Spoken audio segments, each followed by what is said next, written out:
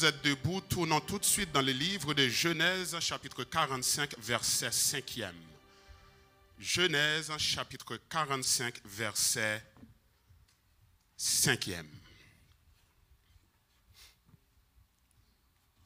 Si l'Église y est, disons Amen. Genèse, chapitre 45, le verset 5 nous dit ceci. Maintenant, ne vous affligez pas et ne soyez pas fâchés de m'avoir vendu pour être conduit ici. Car c'est pour vous sauver la vie que Dieu m'a envoyé devant vous.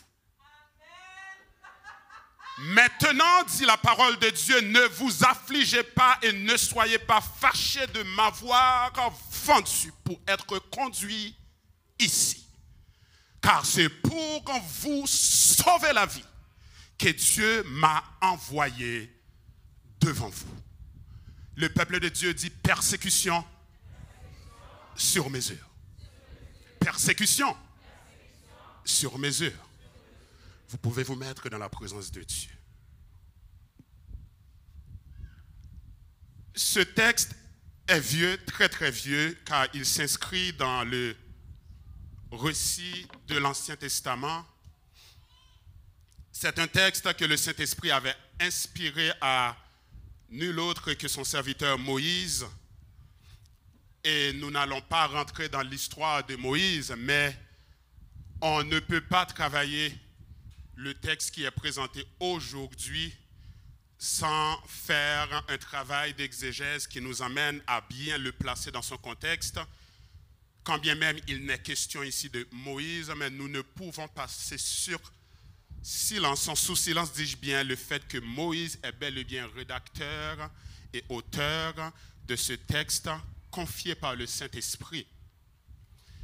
Et nous ne pouvons, dis-je bien, passer sous silence ou travailler ce texte sans établir un certain parallèle avec Moïse, parce que après que Joseph ait fini maintenant de vivre les 110 années de vie qu'il a vécues sur la terre d'Égypte, lui qui est arrivé en Égypte à l'âge de 17 ans, donc vous les mathématiciens faites le calcul, il a vécu 110 ans, il est arrivé sur le territoire à l'âge de 17 ans, voyez maintenant le nombre d'années qu'il a vécu en territoire d'Égypte. Autrement dit, pratiquement toute sa vie, il a passé sur une terre étrangère. Mais il n'en demeure pas moins qu'à la mort de Joseph, 230 ans se sont écoulés juste avant que Moïse, lui, ne fasse son entrée dans le récit. 280 années, dis-je bien, 280 années se sont écoulées après la mort de Joseph, juste avant que Moïse lui-même ne fasse son arrivée dans le récit. Donc le récit recommence en Exode, 280 années plus tard avec la naissance de Moïse.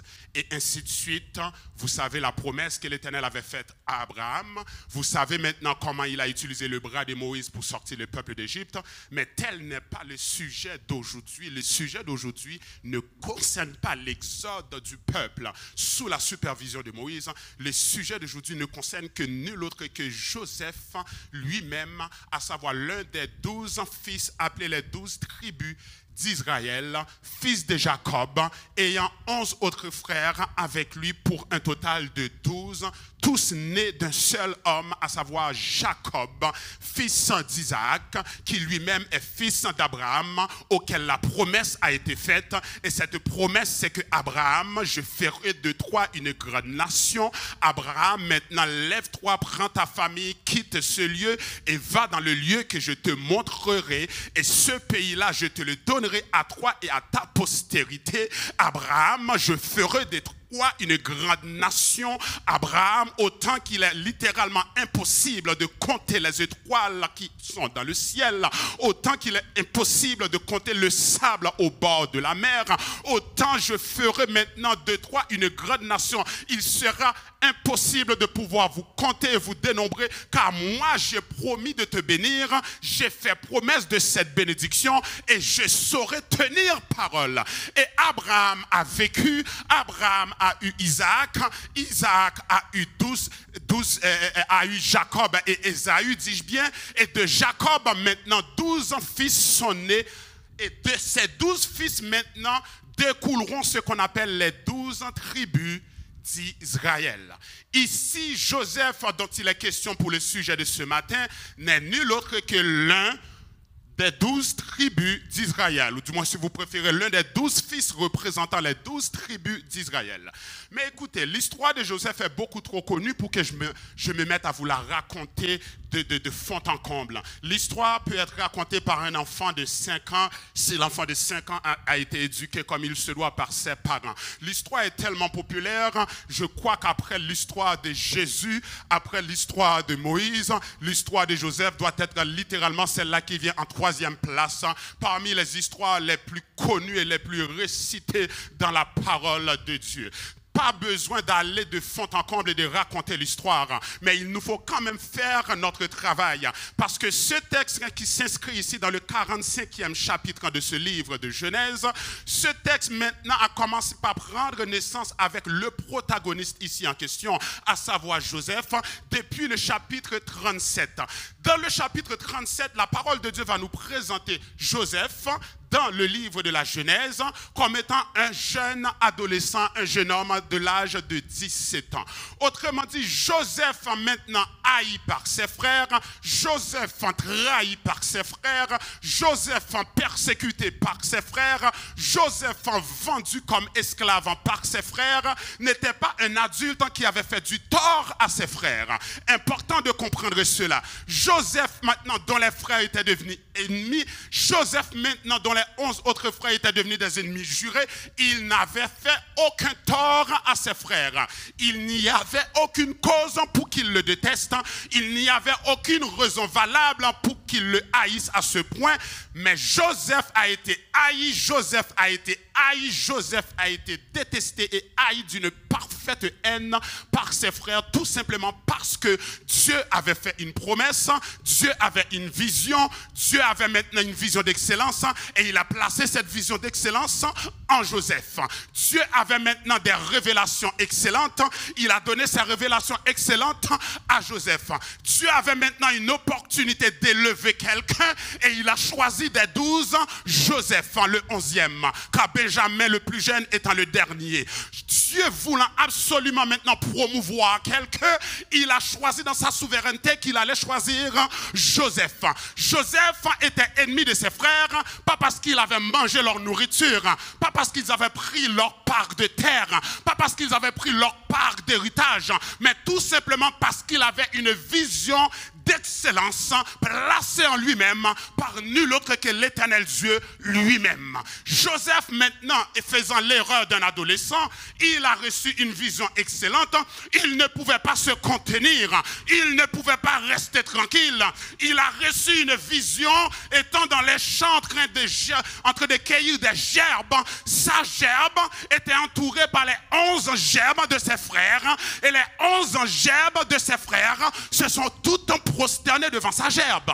Joseph ne pouvant pas se contenir, il est parti en hâte raconter l'histoire à ses frères, pensant que ses frères allaient l'applaudir, pensant que ses frères maintenant allaient dire nous allons prier avec toi, pensant que ses frères allaient dire écoute certainement le Seigneur va faire de toi quelqu'un de grand, pensant que ses frères allaient aimer la vision, pensant que ses frères allaient être contents pour lui. Mais malheureusement ce n'est pas ce qui s'est passé. Au contraire, les frères l'ont pris en haine.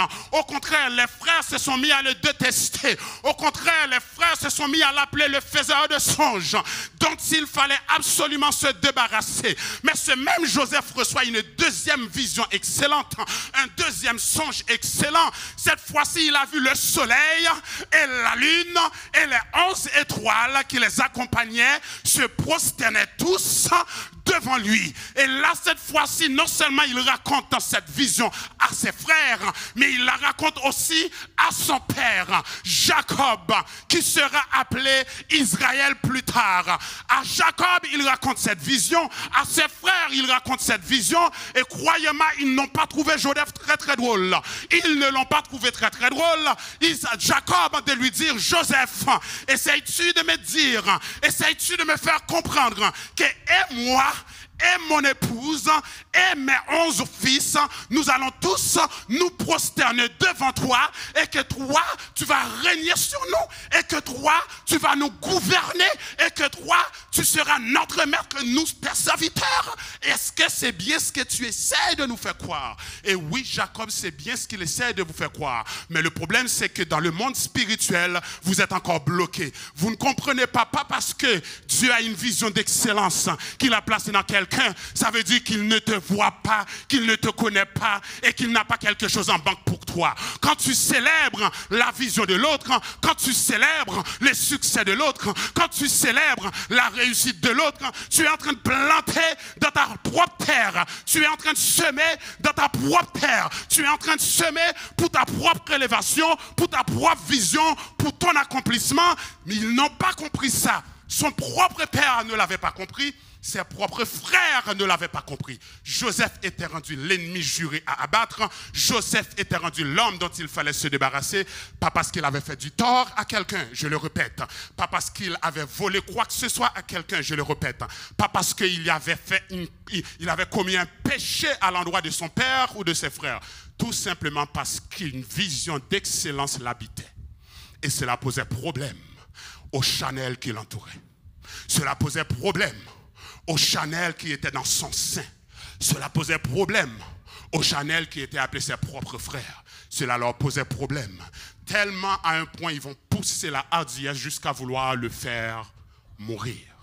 Pousser la hardiesse, dis-je bien, jusqu'à vouloir le faire mourir. Joseph a été envoyé dans le champ par son père pour rapporter des nouvelles de ses frères qui étaient bergers. Ils étaient tous bergers. Joseph lui-même était un jeune berger. Arrivé dans le champ, les frères le voient arriver et disent, voilà le songeur, voilà le faiseur de songes qui arrive. Saisissons-le, dépouillons-le de sa tunique multicolore. Dépouillons-le maintenant de cette tunique qui le met à part de nous. Car de nous 12, il est le plus aimé. De nous 12, il est le plus adoré et le plus chéri par le Père. De nous 12, il y a celui-là maintenant qui est distingué. De nous 12, il y a celui-là qui est mis à part. Mais le problème, cette mise à part, cette distinction ne venait pas des hommes, mais de Dieu. Alors si la distinction vient de Dieu, si la mise à part vient de Dieu, si l'élévation vient de Dieu, si ma bénédiction vient de Dieu, quel est donc ton problème pour ne pas que tu sois content pour moi? Quel est donc ton problème pour ne pas que tu m'aides à acclamer le Seigneur? Quel est donc ton problème pour ne pas que tu m'aides à élever le Seigneur? M'aidant à acclamer, m'aidant à l'élever, m'aidant à lui rendre action de grâce. C'est ainsi que tu sèmes dans ta propre terre pour ta propre élévation. Je le répète pour la deuxième fois. Quand ton frère à côté de toi est béni, quand ta soeur à côté de toi est élevée, quand ton frère à côté de toi est restauré, quand ta soeur à côté de toi est consolée, c'est que ta consolation est en route, ton élévation est en route, ton propre succès est en route, ton propre progrès est en route, ta propre réussite est en route. Alors célèbre ton frère, célèbre ta soeur, élève le Seigneur avec lui ou avec elle, car ta délivrance à toi est en route. Mais les Chanel ne comprendront pas cela. Et c'est dommage parce qu'ils ne comprendront pas cela. Mais écoutez, Joseph ici, habité de cette vision, était entouré de 11 frères Chanel. Ils ont fini par comploter pour le faire mourir. Un d'eux a dit, écoutez, ne versons pas le sang de notre frère, jetons-le dans la citerne. Une citerne qui était desséchée, Joseph y a été jeté. Pendant qu'il est dans la citerne, attendant que son sort arrive, attendant que les 11 autres arrivent et lui mettent la main dessus et les tuent, un autre maintenant dit, écoutez, voilà maintenant les Ismaélites, des marchands, des parfums et de myrrhe qui s'en vont en Égypte. Ils sont avec leurs chameaux chargés de parfumerie, de myrrhe et de l'encens et de toutes sortes de choses. Au lieu de verser le sang de notre frère, vendons-le à ces Ismaélites qui s'en vont en Égypte, vendons-le comme esclave. Et c'est exactement ce qu'ils ont fait. Ils ont pris Joseph, ils l'ont vendu pour 20 cycles d'argent. Dans le temps, au deuxième millénaire, 20 cycles d'argent, c'était le prix pour la tête d'un esclave. Est-ce qu'on est là? 20 cycles d'argent, c'était le prix pour la tête d'un esclave. Joseph fut vendu comme esclave. Emmené en Égypte à l'âge de 17 ans, vendu comme esclave. Depuis son arrivée en Égypte à l'âge de 17 ans jusqu'à l'âge de 110 ans, Joseph va passer maintenant de 17 ans jusqu'à 30 ans, de 17 ans jusqu'à 30 ans sur les terres égyptiennes, vivant comme esclave et prisonnier. Esclave et prisonnier. Esclave en Égypte, esclave dans la maison de Potiphar, faussement accusé par la femme de Potiphar, faussement accusé, faussement jeté en prison sous la base d'accusations non fondées, comme quoi qu'il aurait tenté de violer la femme de Potiphar. Et sans vouloir rentrer dans les détails, connaissant l'histoire, vous savez que c'est tout le contraire. C'est plutôt la femme de Potiphar qui avait jeté son dévolu sur lui. Et lui, ayant laissé ses vêtements, est parti en courant. Mais la femme a changé l'histoire, a fait un twist dans l'histoire pour accuser Joseph de tentative de viol. Faussement accusé, il est jeté en prison. Et en prison, maintenant, il se retrouve avec 2 autres condamnés. Et ces 2 autres condamnés, c'était des fonctionnaires du Pharaon.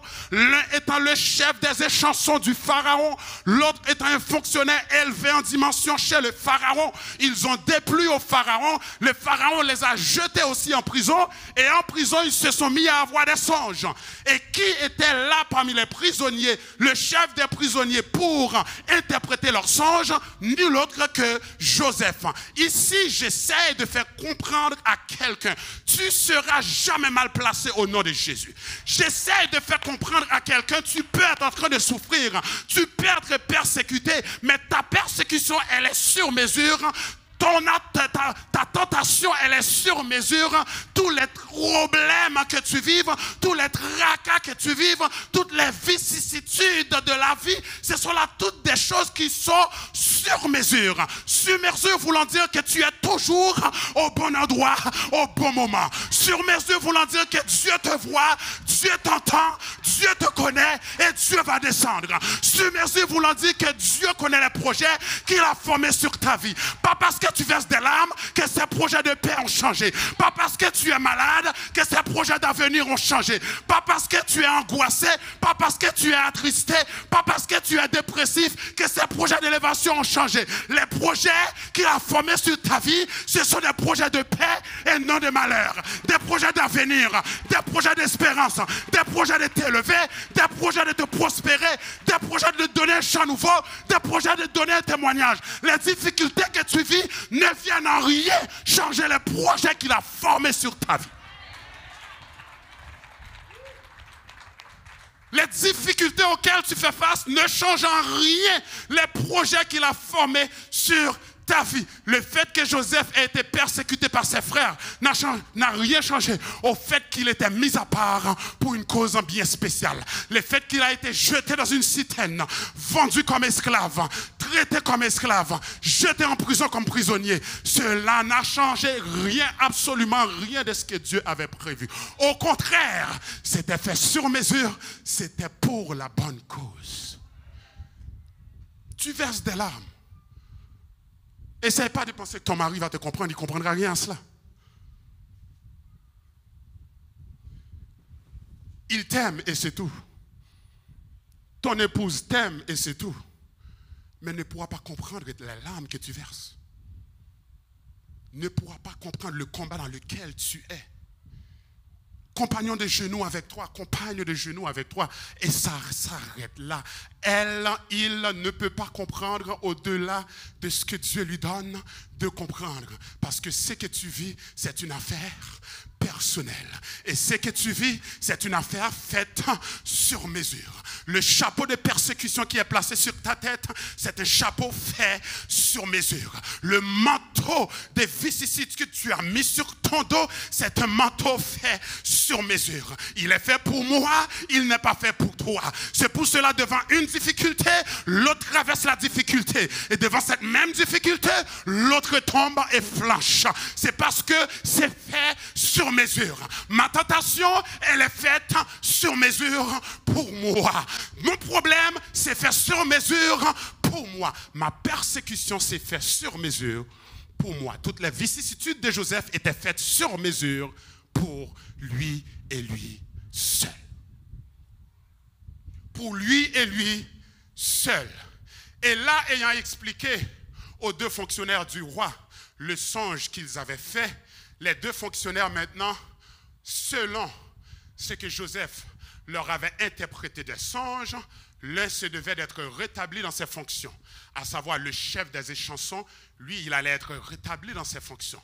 Effectivement, 3 jours après le songe et 3 jours après l'explication du songe, cet échanson en chef a été rétabli dans ses fonctions auprès du roi. Et l'autre fonctionnaire a été décapité par le roi, car telle est la signification que Joseph avait donnée à leur songe. Mais en quittant la prison, Joseph leur a dit une chose, et une chose toute simple. Je vous ai expliqué votre vision. Je vous ai donné la signification de vos songes. De grâce, surtout toi, quand tu vas être rétabli dans tes fonctions, dans 3 jours, tu vas être décapité. Mais surtout toi, chef des échansons, quand tu vas être rétabli dans tes fonctions, parle en ma faveur au Pharaon, car c'est injustement que je suis ici en prison. Est-ce qu'on est là? Église, es-tu là? Une mission toute simple. Je t'ai expliqué ton songe. Mais de grâce, mon frère, quand tu vas être rétabli dans le palais royal, quand tu vas être rétabli dans tes fonctions, parle en ma faveur auprès du Pharaon et dis-lui que c'est injustement que je souffre ici, afin qu'une grâce puisse m'être faite et que je sois libéré de cette prison infernale où je me retrouve injustement. Et arrivé vers le Pharaon, le manger est bon, le vin est bon, tout le monde a oublié Joseph. Est-ce qu'on est là? J'ai dit, arrivé chez le Pharaon, les festins sont excellents, le manger est bon en bon créole, on va dire la nourriture, vous êtes d'accord avec cela? Le vin est bon, le cola est sucré, les pickles sont piquants, ils ont oublié Joseph. Mais écoutez, ton frère a beau t'oublier, ta soeur a beau t'oublier, ton père a beau t'oublier, ta mère a beau t'oublier, l'Éternel ne t'oubliera jamais. J'ai dit, ton entourage a beau t'oublier, ton contact a beau t'oublier, ceux-là à qui tu faisais confiance, ils ont beau t'oublier, ils ont beau t'abandonner, ils ont beau baisser les bras, ils ont beau te tourner le dos. L'Éternel, ton Dieu, ne t'oubliera jamais. Jamais il ne t'oubliera. Il va lui-même arriver là et convoquer le conseil des cieux. Et en les convoquant, il va leur dire une chose toute simple. Une promesse a été faite à un tel. Une promesse a été faite à une telle. J'ai promis de la délivrer. J'ai promis de le délivrer. Alors l'heure de la délivrance est arrivée. L'heure de la délivrance est arrivée. Alors descendons et allons le délivrer. C'est ainsi que l'Éternel est descendu pour délivrer Joseph. Alors que tout le monde a oublié, tout le monde est en train de dormir paisiblement, il a fallu que l'Éternel aille déranger le sommeil profond du roi lui-même. Cette fois-ci, le Pharaon, lui-même, son sommeil est dérangé. Il ne peut pas dormir parce qu'il a fait 2 songes qui le troublent. Pas d'appétit, pas de sommeil. C'est ainsi que l'Éternel agit en ta faveur. Pendant que tout le monde faisait leur festin, pendant que tout le monde festoyait et mangeait et buvait, pendant que tout le monde dormait à grande pompe, pendant que tout le monde ronflait à grande pompe, il a fallu que Dieu aille déranger le premier homme du pays. Ou pas qu'à manger, ou pas qu'à dormir, ou pas qu'à ronfler, ou pas qu'à boire, pas de jubilation sexuelle. Je t'ai dérangé, je te tourmente, je t'ai donné un songe, mais son songe est en train de te travailler. Cette vision est en train de te travailler. Pharaon est tellement anxieux. Il a appelé ses magiciens. Les magiciens ont essayé. Ils ont tous échoué. Tu ne peux pas réussir dans un domaine qui ne t'appartient pas. Ce domaine est divin. Comment dans le domaine divin, tu veux avoir une explication pour les choses divines, tu veux avoir une explication pour les choses d'en haut, tu veux avoir une explication pour les choses de Dieu et tu vas convoquer les magiciens? Tu vas convoquer des enchanteurs? Tu vas convoquer des cartomanciens? Tu vas convoquer des marabouts, des ougans? Pour expliquer ce qui se passe dans la sphère céleste, dans le ciel de Dieu, dans le domaine de Dieu, dans le monde spirituel de Dieu. Tu veux absolument maintenant que quelqu'un qui est issu du monde des ténèbres vienne te donner une explication pour ce qui se passe dans le monde des lumières. Le diable a des menteurs. Les magiciens ont essayé sans succès. Et c'est ainsi qu'il fallait que l'Éternel vienne et fasse rappeler à celui-là, les chansons en chef, ce que Joseph lui avait dit 2 ans auparavant. Quand il a vu le roi aussi tourmenté, il a dit, mon roi, que t'arrive-t-il? Il lui explique la vision. Écoutez, j'ai vu une vision d'horreur. La vision me trouble. C'est cette vision, c'est 2 visions, mais les 2 visions veulent toutes dire la même chose. Dans l'une des visions, il a vu des vaches grasses, 7 vaches grasses en pleine forme, remplies de beauté, remplies de gloire. Et 7 vaches super maigres, super laides, extrêmement laides. Et il a vu les vaches grasses ouvrir leur bouche et engloutir tout vivant les vaches maigre. Il ne pouvait pas comprendre cela. La chose l'a troublé. Il a vu 7 vaches excellentes, 7 vaches d'une maigreur incomparable. La chose l'a tellement troublé, il ne pouvait pas l'expliquer. Il ne le pouvait pas. Il ne le pouvait pas. Mais le monde autour de toi n'a pas besoin d'avoir une explication à ce que tu vis. J'ai dit, ta famille n'a pas besoin de comprendre ce que tu vis. Ton frère, ta soeur que tu aimes tant, tes confidents que tu aimes tant, ils n'ont pas besoin de pouvoir expliquer ce que tu vis. La calamité que tu vis, ils n'ont pas besoin de pouvoir comprendre ni expliquer ce que tu vis. Les vicissitudes auxquelles tu fais face, ils n'ont pas pour mandat de pouvoir te l'expliquer.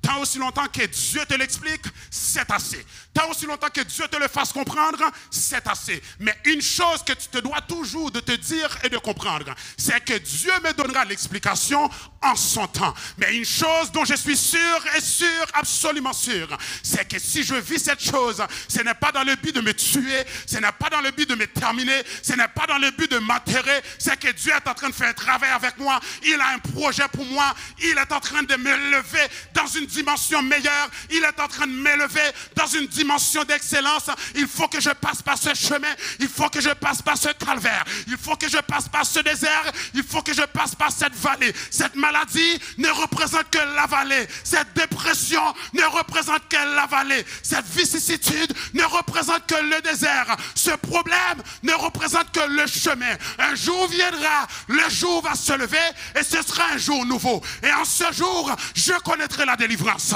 Et en ce jour, je témoignerai la grandeur de Dieu. Et en ce jour, je vais rendre action de grâce au Seigneur. Et en ce jour, je vais l'élever avec un chant nouveau dans ma bouche, un cantique nouveau dans ma bouche, un témoignage nouveau dans ma bouche, car il a fait son chemin avec moi. Il m'a donné l'explication, il m'a restauré, il m'a rétabli, il m'a relevé, il a séché les larmes de mes yeux. Par conséquent, je peux lui faire confiance. Pas à mon entourage, mais à mon Seigneur. Pas à ma famille, mais à mon Seigneur. Pas à mes frères et sœurs, mais à mon Seigneur. Pas à mes amis, mais à mon Seigneur. Pas à mon patron, mais à mon Seigneur. Seigneur, je te fais confiance. Seigneur, je me confie en toi. Alors fais ta volonté dans ma vie. L'entourage ne pouvait rien y faire. Mais Dieu le pouvait. Après que l'explication eut été donnée au roi, il ordonna qu'on aille chercher Joseph en prison. C'est ainsi que Joseph est sorti de prison à l'âge de 30 ans. Vendu comme esclave à l'âge de 17 ans, 13 ans d'esclavage et d'emprisonnement en Égypte. 17 ans vendu comme esclave, 13 ans plus tard, il a fait son entrée dans le palais royal. Devant le grand pharaon, ainsi le Seigneur va le placer comme étant le 2e homme du pays. Mais quand on dit 2e homme du pays, il comprend bien une chose. Spirituellement parlant, il était le 1er homme du pays. Je parle à quelqu'un. Quand on dit il était placé le numéro 2 dans le royaume du pharaon, spirituellement parlant, c'était lui le grand frère. Spirituellement parlant, c'était lui le père. Spirituellement parlant, c'était lui le numéro 1. Spirituellement parlant, c'est pas lui que Dieu communiquait. Spirituellement parlant, c'est à lui que Dieu a donné la vision. Et spirituellement parlant, c'est entre ses mains que réservait la délivrance du peuple de Dieu. Tout ce qu'a fait le Pharaon n'était que dans le but de se plier à la volonté de Dieu. L'homme que le Seigneur a utilisé pour délivrer plus de 2 millions d'habitants, plus de 2 millions d'Israélites, alors sortis de l'Égypte, lors de l'Exode, n'était pas le Pharaon. Toute la bonté qui sortait du Pharaon, c'était une bonté faite sur mesure pour une cause bien spéciale. Pourquoi? Parce que ce même Pharaon, ce même Égypte, pas le même Pharaon, mais un autre Pharaon, c'est lui-là qui va lui succéder. Lui, quand il va rentrer, il ne va pas comprendre tout le bien que ce peuple a apporté à son pays. Il ne va pas comprendre tout le bien que la famille de Joseph a apporté à ce pays. Il va sombrer maintenant dans une anxiété, voyant le nombre d'Israélites, voyant le nombre d'Hébreux, voyant le nombre de Juifs augmenter à ce point-là. Il va sombrer dans l'anxiété. Il va commencer à les martyriser, à les persécuter, les persécuter, les persécuter, encore et encore, encore et encore, encore et encore. 430 ans en Égypte, 430 ans où le Pharaon maintenant était là pour arriver à leur faire littéralement se considérer moins que des animaux. Ils étaient réduits à des moins que rien. Ils n'étaient même pas considérés comme des bêtes en Égypte. Alors que lors du vivant de Joseph, ils étaient bien considérés dans le pays. Mais l'autre Pharaon qui est monté sur le règne, qui est monté sur le trône, n'avait pas connu Joseph. Par conséquent, lui, il a senti une menace. Une menace pourquoi? Dans ce temps-là, les Égyptiens étaient environ du nombre de 3,5 millions dans le pays. Dans ce temps-là, les Israélites étaient au nombre de 2 millions. Vous comprenez? Juste avant l'Exode, les Égyptiens eux-mêmes, leur terre natale, leur patrie, au sein de leur propre pays, ils étaient du nombre de 3,5 millions. Les Israélites, juste avant l'Exode, étaient d'environ 2 millions. 600 000 hommes de pied, sans compter les femmes et les enfants. Tous les chercheurs, les théologiens s'accordent pour dire qu'ils étaient environ 2 millions. Donc 2 millions dans un pays où le total est de 5,5, vous qui êtes très bon en maths, ils représentaient à eux seuls environ 37% du pays. Vous êtes d'accord, on est là? Je ne vous ai pas perdu? Vous êtes encore là avec moi?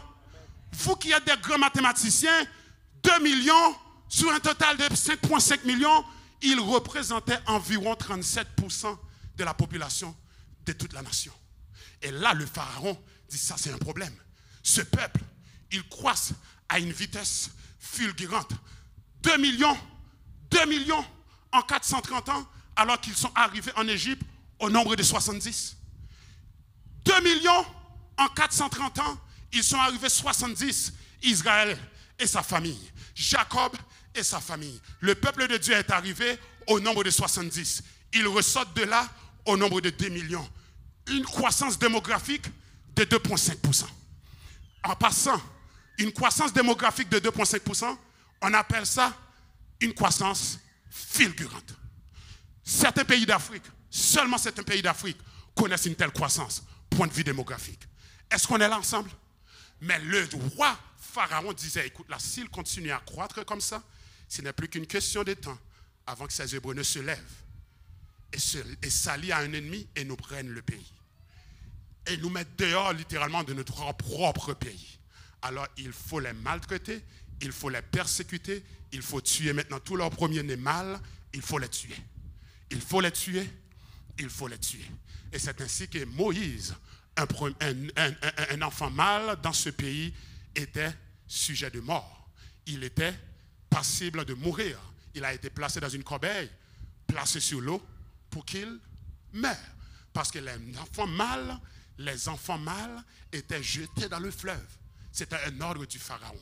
Et les enfants hébreux, le Pharaon avait ordonné à la naissance aux sages-femmes de tuer tous les bébés mâles et de ne laisser vivre que les bébés filles. Parce qu'il était menacé par cette croissance fulgurante du peuple hébreu. Mais cette croissance fulgurante, est-ce que ça vous rappelle quelque chose? Est-ce que ça vous rappelle une promesse qui a été faite? Ça ne vous rappelle pas la promesse que l'Éternel Dieu lui-même avait faite au patriarche, que je ferai de toi une grande nation? Ça ne vous rappelle pas la promesse que Dieu lui-même avait faite au patriarche, à savoir Abraham, que s'il est impossible de compter le sable au bord de la mer, ainsi en sera-t-il de ta postérité? Ça ne vous rappelle pas la promesse que Dieu avait faite à Abraham, le patriarche, autant qu'il est impossible de compter les étoiles dans le ciel, ainsi en sera-t-il de ta postérité? Dieu peut-il dire une chose et ne pas l'accomplir? Dieu peut-il dire une chose et revenir sur sa parole? Dieu peut-il se renier lui-même? Non. Cette croissance fulgurante s'inscrivait dans la promesse que Dieu leur avait faite et il fallait que cette promesse s'accomplisse. Nous allons terminer dans 2 minutes et nous allons le faire, et je vous promets, dans 2 minutes. Mais avant que l'on fasse, il faut comprendre une chose. Joseph trahi par ses frères. Joseph envoyé vers ses frères. Joseph jeté en prison. Joseph persécuté. Joseph faussement accusé. Joseph qui a sauvé la vie à tout un peuple. Joseph qui a sauvé la vie à toute une nation. Joseph, dès qu'il ne faisait aucun cas, représente maintenant le sauveur de toute une nation. Ça ne vous fait pas penser à quelqu'un? Ça ne vous fait pas penser à quelqu'un? J'ai entendu quelqu'un le dire. Dis le plus fort. Dis le plus fort. Dis le plus fort. Dis le plus fort. Dis le plus fort. Parce que Joseph n'est rien d'autre qu'un type de Christ. Joseph, c'est une préfiguration de Christ lui-même. Joseph n'est rien d'autre qu'un type de Christ lui-même. Tout le parcours, toute la persécution faite sur mesure, tous les tracas et les tribulations dont il a été victime, c'était fait sur mesure pour accomplir un but bien spécifique. Celui de sauver toute une nation afin que la promesse que Dieu avait faite au patriarche puisse s'exécuter. Si Dieu n'avait pas placé Joseph pour sauver la vie des 12 fils d'Israël et de tous leurs descendants, qu'adviendrait-il? Que serait-il devenu maintenant des 12 tribus d'Israël? S'il avait fallu que les 12 fils de Jacob, les 12 fils d'Israël meurent de famine, car la famine était tellement intense, l'Égypte et Canaan languissaient à cause de la famine. S'il avait fallu que les 12 fils de Jacob et Jacob lui-même et tous leurs descendants soient morts, que serait-il devenu maintenant? Que serait-il advenu maintenant? Que seraient devenus maintenant les 12 tribus d'Israël telles qu'on les connaît maintenant? Il a fallu que Dieu fasse provision.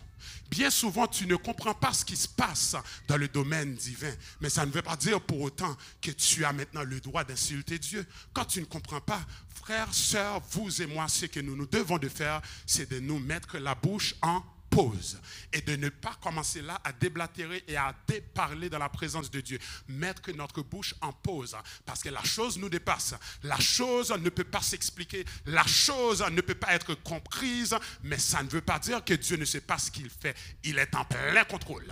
Il sait ce qu'il fait. Il est en plein contrôle. Jésus sait ce qu'il fait. Il est en plein contrôle. Du moment où les frères de Joseph avaient vendu Joseph, 22 années se sont écoulées.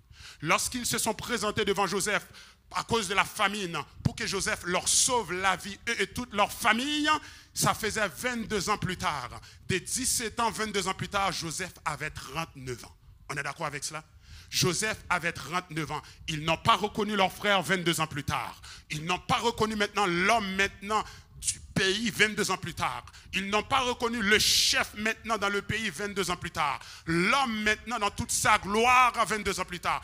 Ils ne l'ont pas reconnu. C'est juste pour te dire, à toi qui souffres depuis longtemps, à toi qui verses des larmes depuis longtemps, à toi qui passe à travers un désert depuis longtemps, à toi qui vis une difficulté, une vicissitude depuis longtemps, Dieu t'ayant vu, Dieu t'ayant entendu, et Dieu maintenant descendant pour te délivrer, et quand il t'aura délivré, je te le dis, ta propre famille ne va pas te reconnaître. Je te le dis, ton entourage ne va pas te reconnaître. Ils vont essayer de chercher la personne qui pleurait. Où est passée celle-là qui avait tout le temps des larmes aux yeux? Elle n'est plus, car ses larmes ont été essuyées. Où est passée celle-là qui était dépressive à n'en plus finir? Où est passé celui-là qui est angoissé à n'en plus finir? Ce n'est plus le cas, car la dépression a été enlevée, l'opprobre a été enlevé, l'anxiété a été enlevée, la maladie a été enlevée, la délivrance lui a été accordée, l'élévation lui a été accordée, la consolation lui a été accordée.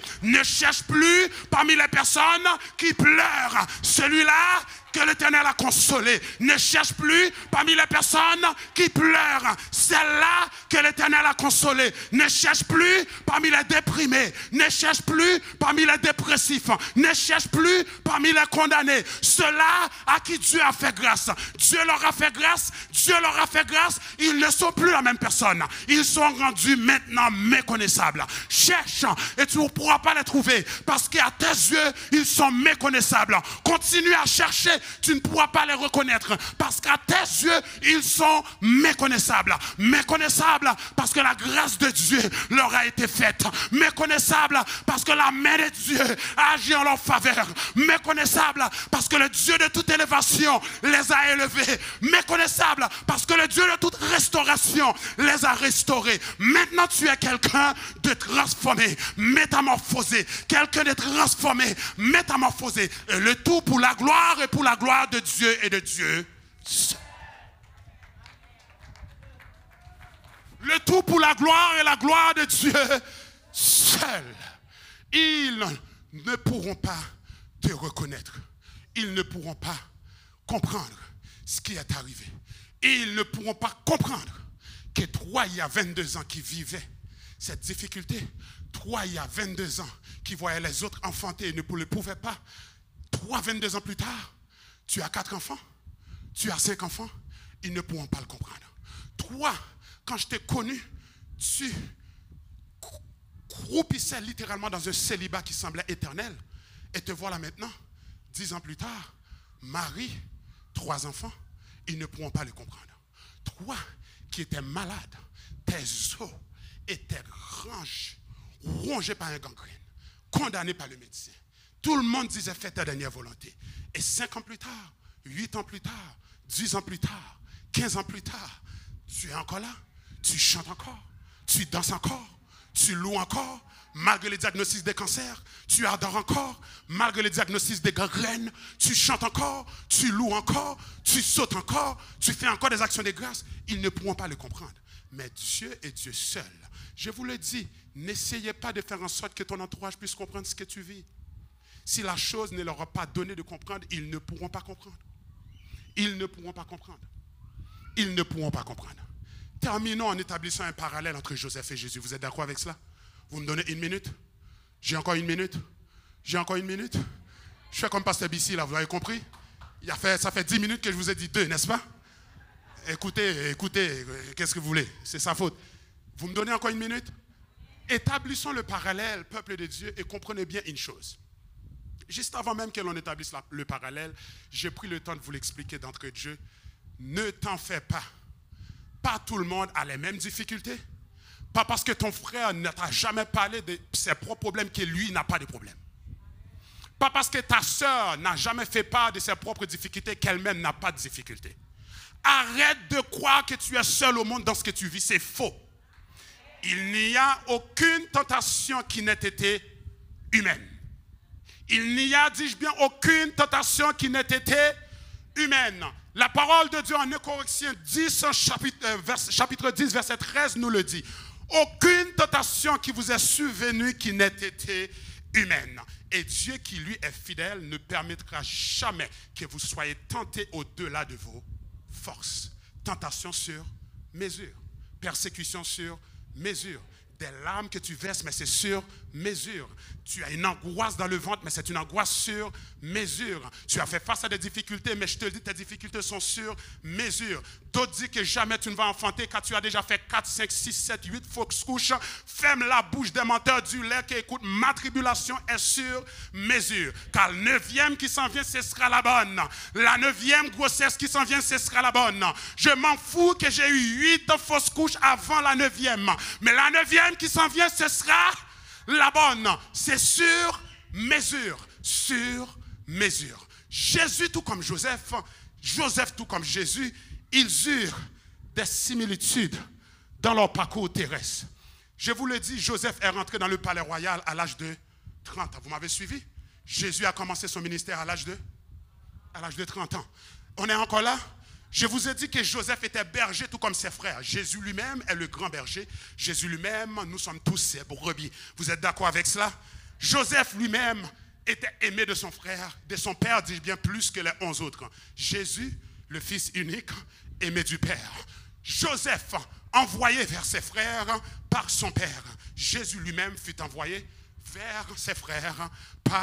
Joseph lui-même, dis-je bien, fut envoyé par ses frères, par son père vers ses frères. On est d'accord avec cela? Tout comme Jésus fut envoyé par le Père vers l'humanité tout entière. Joseph, tout comme Jésus lui-même, a été trahi. Trahi par ses frères, vendu en esclave par ses frères. Ça vous rappelle quelque chose? Jésus aussi trahi. Trahi maintenant par l'un des siens, trahi par l'un qui était dans ses entrailles. Trahi par Judas et vendu littéralement comme un esclave. Cette fois-ci, non pas pour 20 pièces d'argent, mais pour 30 pièces d'argent. Joseph, tout comme Jésus, fut l'objet d'un complot visant à le faire mourir. C'est juste que Joseph n'a pas connu la mort, Jésus lui-même a connu la mort. Joseph, tout comme Jésus, fut emmené en Égypte. Joseph a été emmené en Égypte dès l'âge de 17 ans jusqu'à l'âge de 110 ans. Jésus a été emmené en Égypte par ses parents pour fuir la persécution d'Hérode qui tuait tous les bébés mâles dans le pays. Joseph, tout comme Jésus, a été vendu au prix d'un esclave. Il fut tenté tout comme Jésus. Joseph tenté par Madame Potiphar qui avait des pulsions incontrôlables. Jésus tenté par Satan dans le désert juste après son baptême. Jésus a été transporté dans le désert et le diable est venu le tenter dans le désert, nous dit la parole de Dieu. Joseph lui-même aussi fut tenté dans la maison de Potiphar. Jésus fut accusé faussement accusé, faussement battu, faussement meurtri, faussement crucifié, faussement cloué sur le bois, faussement son sang fut versé, faussement il a été placé dans un tombeau. Joseph aussi a été jeté en prison, faussement accusé. Jésus fut dans les chaînes, Joseph aussi prisonnier dans les chaînes. Jésus fut placé avec 2 brigands à ses côtés, l'un à gauche et l'autre à droite. L'un est perdu et l'autre est sauvé. Joseph lui-même en prison, 2 fonctionnaire du roi, l'un 3 jours plus tard, rétabli dans ses fonctions, sauvé, et l'autre 3 jours plus tard, décapité par le pharaon, perdu. Jésus, tout comme Joseph, fut élevé dans la souffrance. A souffert et a souffert. Tout comme Joseph a souffert, Jésus a souffert. Il a souffert jusqu'à la mort, se rendant obéissant jusqu'à la mort de la croix. Mais Joseph fut élevé en dimension en Égypte. Et Jésus aussi fut élevé en dimension. Car c'est lui qui a été obéissant et qui a souffert jusqu'à la mort de la croix. Aussi, le nom qui est au-dessus de tout nom lui a été donné. Il a été élevé afin qu'au nom de Jésus, tout genou fléchisse dans les cieux, sur la terre et sous la terre. Et que toute langue confesse que Christ est Seigneur à la gloire de Dieu le Père. Élevé en dimension, tout comme Joseph fut élevé en dimension en Égypte.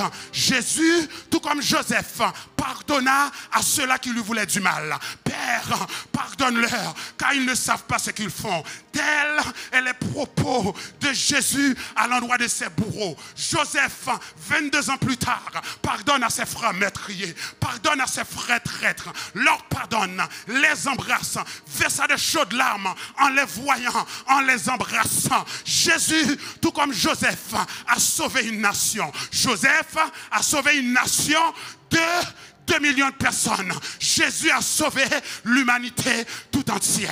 Jésus t'a sauvé, Jésus t'a sauvé, Jésus t'a sauvé, Jésus t'a sauvé, Jésus t'a sauvé, Jésus t'a sauvé, Jésus t'a sauvé, Jésus t'a sauvé, Jésus m'a sauvé, Jésus nous a sauvés, Jésus t'a sauvé, Jésus m'a sauvé, Jésus nous a sauvés. Le sauveur du monde est entré et nous a sauvés. Les difficultés n'ont pas su arrêter le plan divin. Les persécutions n'ont pas su arrêter le plan divin. La trahison n'a pas su arrêter le plan divin. Les complots n'ont pas su arrêter le plan divin. La mort n'a pas su arrêter le plan divin. La mort n'a pas su arrêter le plan divin. Car 3 jours plus tard, il est ressuscité des morts. En gloire et en puissance. Ressuscité des morts, en gloire et en puissance, ressuscité des morts. Tout comme il ressuscita des morts, toi aussi, viendra un moment pour toi. Tu vas sortir de ce calvaire, tu vas sortir de ce fléau, tu vas sortir de ce combat, tu vas sortir de ce problème, tu vas sortir de ce désert, tu vas sortir de cette vallée, tu vas sortir de cette vicissitude. En gloire et en puissance, en gloire et en puissance, tu seras relevé, tu seras rétabli, tu seras restauré, tu seras consolé, tu seras promu, tu seras élevé en dimension. Au nom de Jésus, au nom de Jésus, ta persécution est sur mesure. Ta persécution est sur mesure. Alors supporte-la avec foi, supporte-la avec persévérance, supporte-la avec zèle, supporte-la avec passion, supporte-la en espérant que le jour de délivrance approche, le jour de consolation approche, le jour de restauration approche, le jour de guérison approche, le jour de percer, le jour de percer, le jour de percer approche. Au nom de Jésus, au nom de Jésus, au nom de Jésus, au nom de Jésus. Alléluia.